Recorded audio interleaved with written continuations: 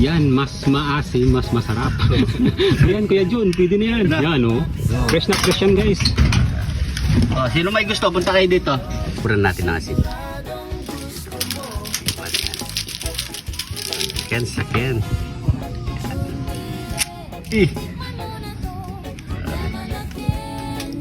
Yan, oh. Kain po. Maglunok na kayo ng laway.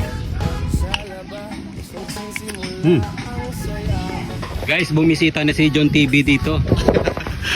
Tikman natin ang mangganino ni Mike Foods. Sige, anli yan. Kuha ka na lang. Grabe yun. Pili ka kung anong gusto mo. Ano na lang, oh. Bubong. So, yan. Grabe yun. Yan, mas maasim, mas masarap. Yan, Kuya Jun, pwede na yan. Yan, oh. Fresh na fresh yan, guys. Oh, sino may gusto, punta kayo dito. Yan, oh. Yaman na, Ken, sakyan. So yan mga pare ko, nandito ako ngayon sa puno ng mangga ni Mike Foods.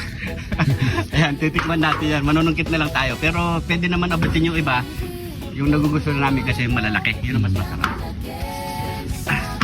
So, Sa may mga gusto dyan, namang manungkit ng mangga namin. yan. Si John TV na mismo pinasungkit ko sa gusto niyang mangga. Pinili niya talaga, guys, yung mga malalaki at manibalang. Ayan. Yan pare ko, yan.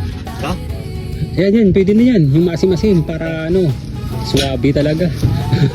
Oo. Yan. Yun. balatan na. Balatan na, guys. Kulay, oh. Para matikman ni John TV yung ating apple mango. Yan yung tinatawag nilang apple, no? Apple mango. Dilaw-dilaw yan, guys. Wala tayong dalang bagay. Asin na lang ang katapat niyan. Patapat niyan.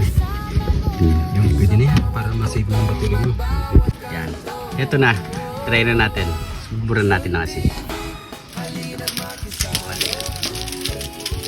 Sakyan.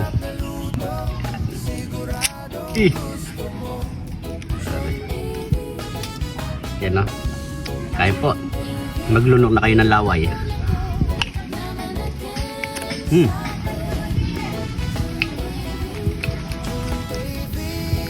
Malutong, di ba? Malutong. Hindi naman sa maasim, ha? Sarap siya.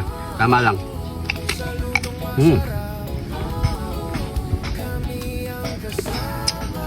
Sarap ng apple mo.